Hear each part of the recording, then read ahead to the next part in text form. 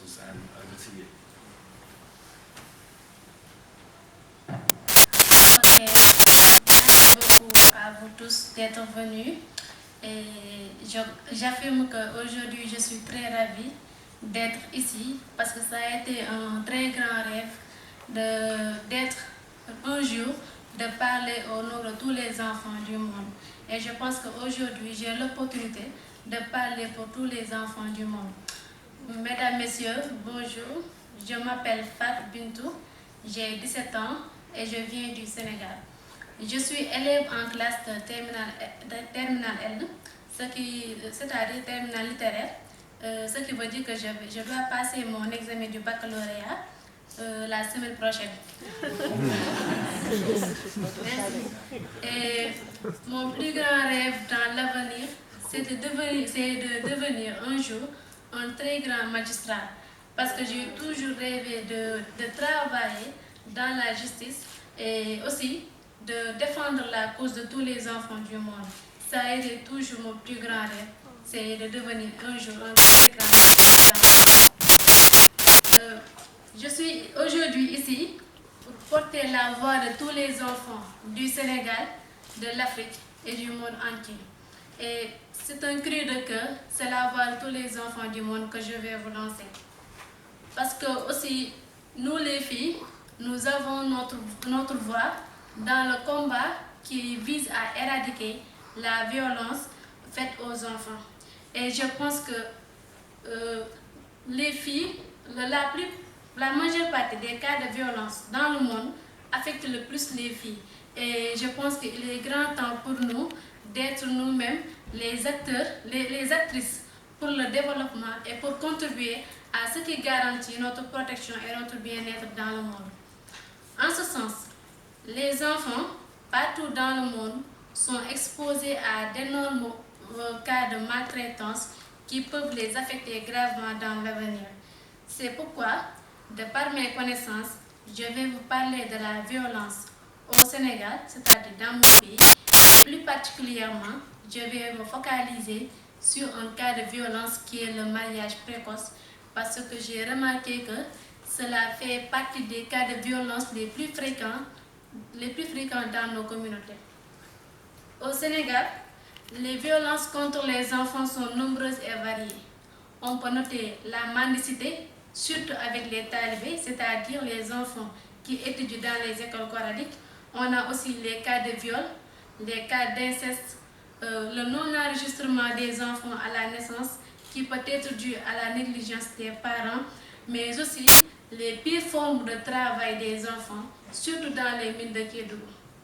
Et la prise en charge des enfants victimes de violences pose souvent des problèmes parce que 82% des cas de violence au Sénégal sont des cas de viol et 18% sont des cas d'inceste. Et ces victimes vont encore souffrir dans l'avenir parce qu'ils n'ont pas assez de... La prise en charge scolaire ou médicale ou juridique n'est pas assez satisfaisante au Sénégal. Par ailleurs, au Sénégal, le mariage des enfants est devenu un phénomène très répandu. Chaque année, des millions de filles sont données en mariage et cela même avant d'atteindre l'âge de 15 ans. Près d'une fille sur 3 est mariée avant ses 18 ans et a eu déjà une grossesse. Ainsi, le taux de prévalence au Sénégal est de 33% de filles mariées avant 18 ans. Le phénomène est plus accentué en milieu rural qu'en milieu urbain et plus courant dans les ménages pauvres. Au Sénégal, il y a bien aussi des dispositifs pour sanctionner les auteurs de violences faites aux enfants, mais malheureusement, c'est l'application qui fait défaut. Par conséquent, les filles qui sont mariées précocement sont exposées à d'énormes violences, au mauvais traitement et aux grossesses risquées. C'est pourquoi, au Sénégal, la mortalité des jeunes mères de moins de 18 ans et de leurs bébés est très élevée. Et aussi, les filles mariées avant les 18 ans abandonnent souvent l'école dès qu'elles sont enceintes. Et je vais vous donner quelques exemples. Une fille de ma communauté que je connais, âgée de 13 ans, qui était en classe de CM2, a eu, lors d'une campagne de sensibilisation de World Vision, lancé un cri de cœur en disant non au mariage d'enfants. Alors qu'au même moment, son père était en train de la donner en mariage. 3 mois plus tard, elle tombe enceinte et est morte suite à un avortement d'une grossesse de 3 mois. Un de mes camarades à l'école, âgé de 16 ans, a été donné en mariage par son grand-père parce que ce dernier pensait la protéger contre les grossesses hors mariage. La petite fille s'est révoltée, mais toute sa famille a fini par l'abandonner.